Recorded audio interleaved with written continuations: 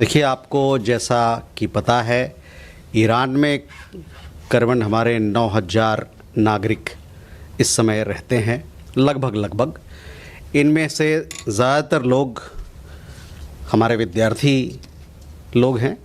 उसके अलावे नाविक हैं और तीर्थयात्री हैं और भी कुछ लोग जो व्यापार से जुड़े लोग वहाँ पर रहते हैं। हाल ही के दिनों में वहाँ जो गतिविधि चल रही है उसको लेकर हम लोगों ने 2-3 एडवाइज़री इशू किए। एडवाइज़री में हमने ये कहा कि जो हमारे नागरिक हैं भारत में, वो ईरान अभी ना जाएं, और जो भारत में वहाँ जो हमारे भारतीय नागरिक रह रहे हैं उनको कहा गया कि आप देश छोड़ने का जो भी मीन्स है, अभी तो कमर्शियल फ़्लाइट्स वो भी उसका भी रास्ता अभी है, तो वो सब लेके लोग वहाँ से निकले। उसके अलावे वहाँ पर जो गतिविधि है उस पर हम लोग नज़र बनाए हुए हैं, और जहाँ तक हमारे लोगों का सवाल है, उनके हित में जो भी कुछ होगा उसकी अगर ज़रूरत पड़ेगी तो हम लोग उस करने के लिए प्रतिबद्ध हैं। दूसरा सवाल आपका था चाबहार को लेके, तो उसमें मैं अपनी बातें आपके सामने रखना चाहता हूँ। जैसा कि आपको पता है, 28 अक्टूबर 2025 को यूएस के ट्रेजरी विभाग ने एक चिट्ठी जारी की थी हम लोगों को। उस चिट्ठी में उसमें अनकंडीशनल सैंक्शंस वेवर की बारे में जानकारी थी, और ये जो अनकंडीशनल वेवर है, जो सैंक्शन वेवर हमको मिला है, आपको पता है जैसे कि वो 26 अप्रैल 2026 तक वैध है। हम इस व्यवस्था पर काम करने के लिए यूएस पक्ष के साथ बातचीत कर रहे हैं। जो अब भारत के राजदूत अमेरिका में चाहे कोई और देश में हैं, उनकी लगातार बातचीत होती रहती है वहाँ के कांग्रेस के मेम्बरान से, और उसके अलावे और भी अन्य समाज के वहाँ पर जो लोग हैं उनसे बातचीत होती रहती है, ताकि हमारे दोनों देशों के रिश्तों के में और मजबूती आए और बल मिले। और इसी संदर्भ में ये बातचीत लगातार चलती रहेगी। और जैसा कि आपने बताया, हमारे वाशिंगटन डीसी में जो एम्बेसी है उसके हवाले से आप लोगों को इस पर खबर दी जा रही है। पहला सवाल आपका, ट्रैवल एडवाइजरी के जरिए हमने बताया कि कमर्शियल फ़्लाइट्स का ऑप्शन का विकल्प लोगों के लिए है अभी, तो वो लोग इसका इस्तेमाल कर सकते हैं। जहाँ तक उनके हित की बात है, हमारे नागरिक हैं उनके हित की बात है, उनके वेलफेयर की बात है, जैसा कि मैंने कहा, ज़रूरत पड़ने पर जो भी नेसेसरी कदम, जो भी ज़रूरत की कदम होगी वो हम लोग उठाएंगे।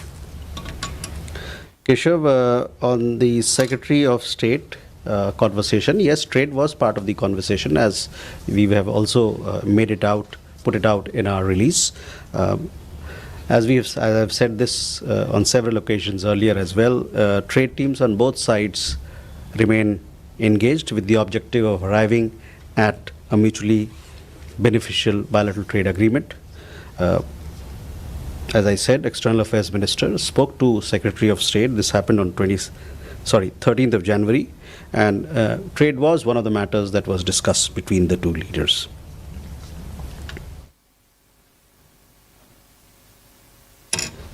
विजयलक्ष्मी, हाँ, 10 लोग को हिरासत में लिया है लोगों को, जैसे मैंने पहले बताया था, और उनके लिए हम लोगों ने कॉन्सुलर एक्सेस मांगा है वहाँ सरकार से, और वहाँ के सरकार से भी हम लोग उनके भलाई के लिए और उनके हित के लिए लगातार संपर्क में हैं।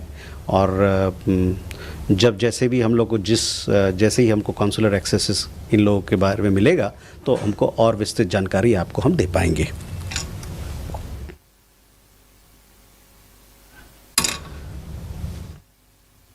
इस कादम्बनी, आपका सवाल था किस प्रकार से हम लोग वहाँ पर जो हमारे नागरिक हैं उसके संपर्क में हैं। भारतीय समुदाय के, जैसे मैंने बताया कि 9,000 लोग अलग अलग शहर में रहते हैं वहाँ पर, उनसे अलग अलग तरीके से हमारी एम्बेसी संपर्क में है और उनकी देखभाल कर रही है। थोड़ी दिक्कत है वहाँ पर अभी कई एक मायने में, लेकिन उसके अलावे हमारे लोग हैं वहाँ पर, एम्बेसी है, समुदाय के लोग हैं, और कई एक तरीके से हम लोग अपने नागरिकों के से जुड़े हुए हैं, उनसे बातचीत कर रहे हैं और उनके देखभाल कर रहे हैं। Kalol, we have a long-standing partnership relationship with Iran. We are looking at closely following the developments that are happening. we're looking at the evolving situation and we'll accordingly take our partnership forward. देखिए, मैंने पहले भी बताया था आपको कि जो भी विमान के संदर्भ पे नागरिक उड्डयन के संदर्भ में जो भी बांग्लादेश और भारत के बीच में जो भी मसला है, उस जो हमारे अभी के जो एग्जिस्टिंग एयर सर्विसेज एग्रीमेंट है उसके तहत में होगा। तो उस तहत एयर सर्विसेज एग्रीमेंट में बहुत सारी चीज़ें हैं, उसको देखते हुए बात किया जाएगा, उसको देखा जाएगा कि इस प्रस्ताव पर कैसे इसको आगे ले जा सकता है। Srinjoy, well, I've seen that, and you would have seen several reports that this particular exercise is being held at the invitation of South Africa, and several countries have joined. India has not joined because of several reasons. I don't have the exact, but for sure I will update you as to why we were not able to participate in this particular exercise this time. Gautam, on your questions, we have close bilateral ties with Bangladesh, as you are well aware. Our High Commission officials routinely they meet with several interlocutors. Our interaction with the entity that you just mentioned should be viewed in that context. With that, ladies and gentlemen, we come to the close of this session. Thank you very much.